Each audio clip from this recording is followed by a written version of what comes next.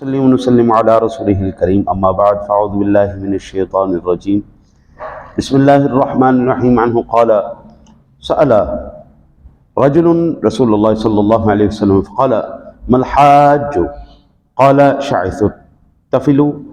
فقام آخر فقال یا رسول اللہ صلی اللہ علیہ وسلم ای الحج افضل قال الحج الثج فقام آخر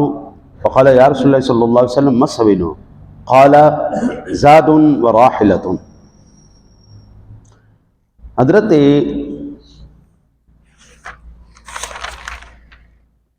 ابن عمر رضی اللہ تعالیٰ عنہ سے ہی روایت ہے، وہ کہتے ہیں کہ ایک شخص نے رسول اکرم صلی اللہ علیہ وسلم سے پوچھا، عرض کی یا رسول اللہ حاجی کون ہے، یعنی حاجی کی صفات کیا ہونی چاہیے؟ میرے آقا جی علی نبینا علیہ الصلوۃ والسلام نے ارشاد فرمایا حاجی وہ ہے جو میلا ہو، یعنی حاجی کے لیے نہانا دھونا اور خوشبو لگانا اس طرح کے معاملات بالکل جائز نہیں ہیں۔ بال بکھرے ہوئے ہوں، ظاہر بات ہے کنگھی نہیں کریں گے تو بال بکھریں گے، اور نہائیں گے نہیں خوشبو نہیں لگائیں گے تو بدبو آئے گی۔ پھر فرمایا میلا اور بو والا، یعنی پسینے کی بو آتی ہے، یہ دوسری بدبو نہیں۔ اچھا، پھر دوسرا کھڑا ہوا، عرض کی یا رسول اللہ صلی اللہ علیہ وسلم کون سا حج افضل ہے؟ فرمایا خون بہانا اور شور مچانا، یعنی قربانی کرنا اور بلند آواز سے لبیک اللہم لبیک لبیک لا شریک لک لبیک، یہ بلند آواز سے کرنا۔ اچھا جی، پھر عرض کیا گیا، ایک اور کھڑا ہوا، عرض کیا یا رسول اللہ صلی اللہ علیہ وسلم سبیل کیا ہے؟ فرمایا توشہ اور سواری۔ یہاں سے دو علامتیں پتہ چلیں، ایک یہ پراگندگی بال یعنی سر میلا، اور بحالت احرام اس لیے وہ کہا گیا ہے کہ کنگھی نہ کرے اور نہائے نہیں، کہ نہانے سے بھی بال جھڑتے ہیں اور کنگھی کرنے سے بھی بال ٹوٹتے ہیں۔ اگر وہ کنگھی کرے گا یا نہائے گا تو بال تو ٹوٹ جائیں گے اور اس کو دم پڑ جائے گا، وہ نہ کرے، وہ سلسلہ رہے۔ پھر اور وہ والا بہارت احرام خوشبو لگانا منع ہے، اور آج کل حالانکہ آپ اندازہ کریں کہ سعودی حکومت نے، اب تو میں اس دفعہ گیا تھا تو میں دیکھ کے آیا ہوں، او کیا زبردست انہوں نے انتظام کیا ہوا ہے۔ میں مینا بھی گیا، مزدلفہ بھی گیا، عرفات بھی گیا، جمرات بھی دیکھے، مسجد نمرہ بھی گیا، ساری جگہوں کو میں نے دیکھا، پورا ایک شہر بنا دیا انہوں نے، خیموں کا پورا شہر آباد ہو گیا۔ اللہ اکبر، باوجود اس کے کہ انہوں نے بہت بڑے بڑے وہ جو فوار کرنے والے جیٹ والے پکھے ہوتے ہیں بہت بڑے بڑے، وہ بھی لگائے ہوئے ہیں، سڑکیں بھی انہوں نے بڑی شاندار بنا دی ہوئی ہیں، لیکن پھر بھی جب ہجوم ہوتا ہے نا، پسینہ تو آتا ہی ہے، وہ بدبو تو ایک پسینے کی تو اپنی ہے نا، تو وہ حضور نے اب اس سے مراد دوسری بدبو نہیں کہ نہائی نہ، یہ تو مجبوری ہے نا جی، اس لیے کہا گیا۔ اچھا جی، اور پھر آقا جی علیہ الصلوۃ والسلام سے یہ پوچھا گیا یا رسول اللہ صلی اللہ علیہ وسلم کون سا حاجی بہتر ہے، یعنی کون سی صفات ہیں جن سے حج افضل ہو جاتا ہے؟ ارکان تو سارے ہی ادا کرتے ہیں، ارکان تو سارے ہی ادا کرتے ہیں۔ اب تو حج میں بھی کیٹیگری آ گئی، ایک ہے اکانومی حج، ایک ہے ذرا تھوڑا سا اوپر والا حج، ایک ہے وی آئی پی، اور ایک ہے وی وی آئی پی حج۔ وی وی آئی پی حج، آپ نے وی وی آئی پی حج کرنا ہے تو 30 لاکھ روپے تیار رکھیے، اور وی آئی پی حج کرنا ہے تو ذرا 18 سے 20 لاکھ روپے تیار رکھیے، اور اگر اکانومی کرنا ہے تو پھر آپ کے لیے 10 سے 11 لاکھ روپیہ آپ کے پاس ہونا چاہیے، پھر آپ حج کر پائیں گے۔ تو پوچھا یا رسول اللہ کون سا حاجی افضل ہے؟ ہاں جی، ایک شاعر نے ایک شعر کہا، کہتے ہیں حاجی تو سارے کہلاویں حج کرے کوئی ایک، حاجی تو سارے کہلاویں حج کرے کوئی ایک، ہزاروں میں تو نہیں لاکھوں میں جا دیکھ۔ کہتے ہیں جی ہزاروں بندوں میں تو دیکھے گا نا جی، تو ہزاروں بندے ایسے ہیں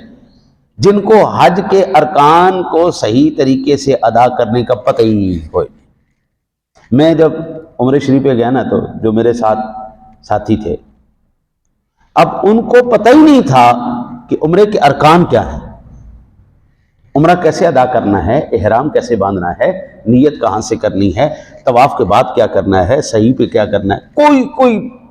ہے ہی کوئی نہیں۔ وہ عمرہ کر کے آئے، اب ایک دوسرے کے بال کاٹ رہا ہے، دوسرا دوسرے کے بال کاٹ رہا ہے، دوسرا دوسرے کے بال کاٹ رہا ہے۔ اگر احرام کے اندر آپ ہیں، آپ نے اپنا حلق یا قصر نہیں کروایا، آپ دوسرے کے کاٹ رہے ہیں، آپ کو تو دم پڑ گئے۔ پہلے آپ تو عمرے سے باہر آئیں، آپ تو شرائط سے باہر آئیں، آپ کو تو ابھی چل رہا ہے، جب تک آپ حلق یا قصر نہیں، صرف طواف اور صحیح تو نہیں ہے نا،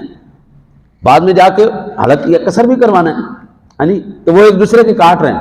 ہمیں دم پڑی جا رہا ہے۔ پھر جب احرام باندھ لیا، نہیں جی، احرام باندھنے کے بعد اب وہ منہ کو بالکل اوپر چھپا کے سر سے لے کے پیروں تک، جناب وہاں پہ اسی چلتے ہیں 24 گھنٹے، تو وہ اپنے چہرے بھی چھپائے پڑے اور جناب سوئے پڑے، کوئی پتہ ہی کوئی نہیں ہے ہم نے کہاں پہ کیا۔ پھر یہ کسی کو نہیں پتا کہ ہم نے جو طواف سٹارٹ کرنا ہے وہ کہاں پہ کرنا ہے اور ختم کہاں پہ کرنا ہے، صحیح کے اندر صحیح شروع کہاں سے کرنی ہے، صفا سے کرنی ہے یا مروہ سے کرنی ہے، ختم کہاں پہ کرنی ہے، صفا پہ کرنی ہے یا مروہ پہ کرنی ہے، وہ سارے پروگرام الٹے چلا رہے ہیں۔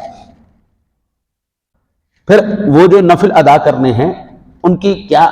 شرعی حیثیت ہے، صفا مروہ پہ ادا کرنے ہیں یا یہاں پہ ادا کرنے ہیں، یہ کوئی تربیت نہیں، بس پیسے بھرے تھے جناب، ویزے لے آؤ گے۔ مجھے بڑا اس بات پہ تعجب ہوا، اور پھر میرے جو روم فیلو تھے میں نے ان کو سمجھایا، پھر میں ان کو ساتھ لیا، ساتھ جا کے ہم نے پورے سارے ارکان ادا کیے، ان سے کہا میں آپ بلند آواز سے پڑھتا جاؤں گا، آپ میرے پیچھے پڑھتے جائیے گا، ہم یہ دعائیں پڑھتے جائیں گے، ہم سارا صحیح طریقے سے۔ اچھا جی، اس کے بعد پھر وہ آ کے برا بھلا کہنے لگ گئے کہ وہ فلانے نے ہم سے اتنے پیسے لے لیے، ہمیں بتایا نہیں، میں نے کہا یار جانے اللہ کے گھر میں اب کسی کو برا نہ کہو، یہ ہماری اپنی کوتاہی تھی، ہم نے نہیں سیکھا،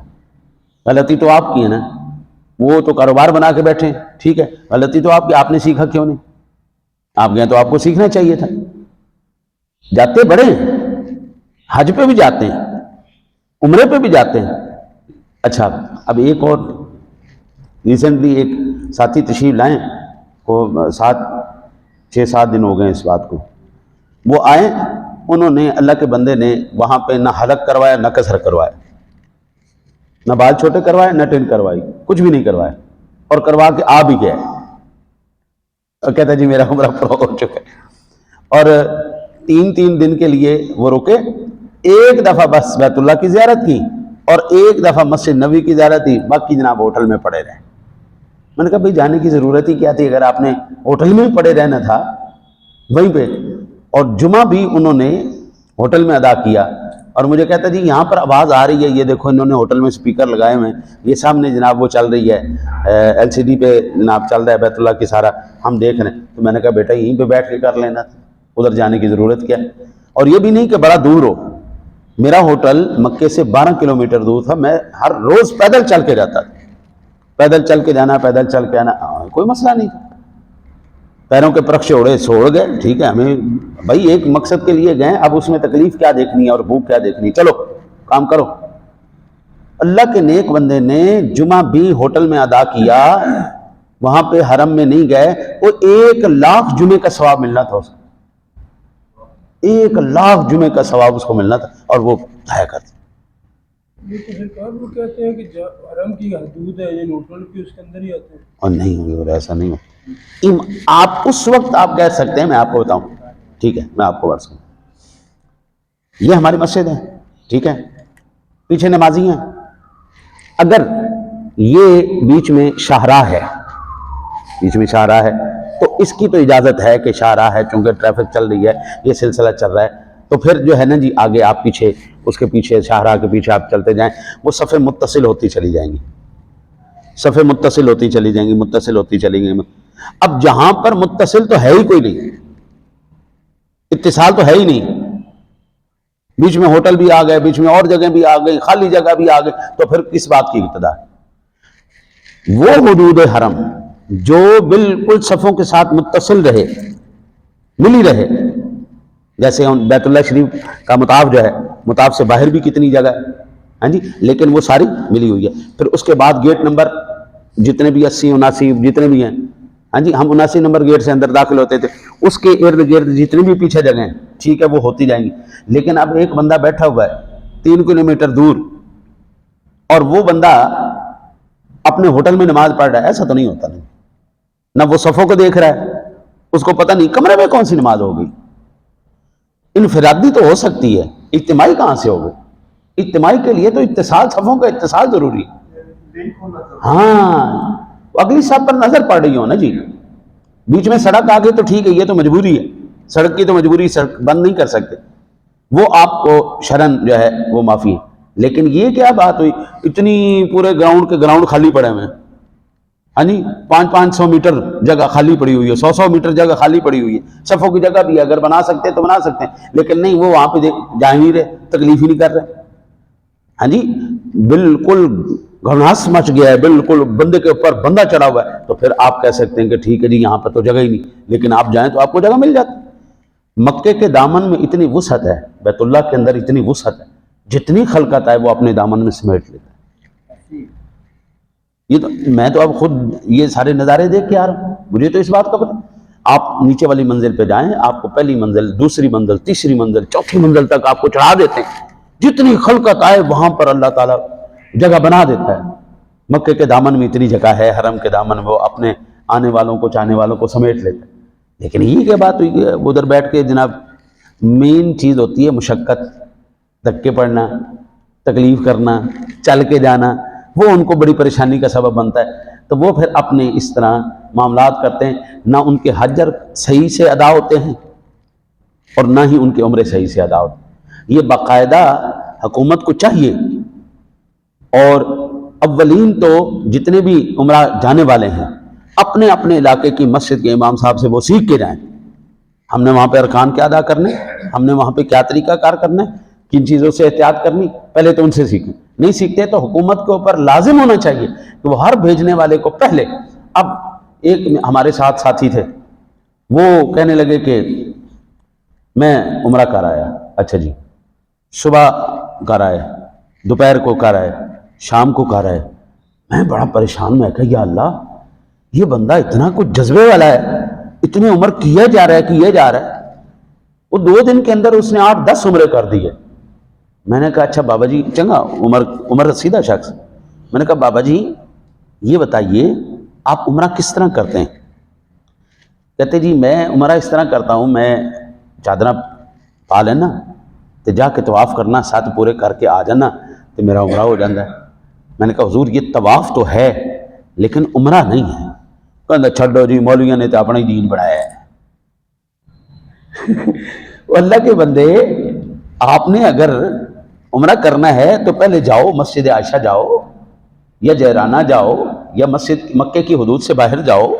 وہاں پر جا کے نیت کرو، احرام باندھو، نفل ادا کرو، اس کے بعد پھر آپ آؤ، طواف کرو، صحیح کرو، پھر حلق یا قصر کرواؤ، اس کے بعد آپ کا عمرہ پورا ہوگا۔ یہ کہ جا کے جناب طواف کر لیے تو چلو جناب میرا عمرہ ہو گیا، اس بیچارے کو پتہ ہی نہیں تھا، وہ ہی اپنے ذوق میں رکھا ہوا ہے کہ میں عمرہ کر رہا ہوں، اس کو پتہ ہی کوئی نہیں۔ اس لیے مفتی صاحب کہتے ہیں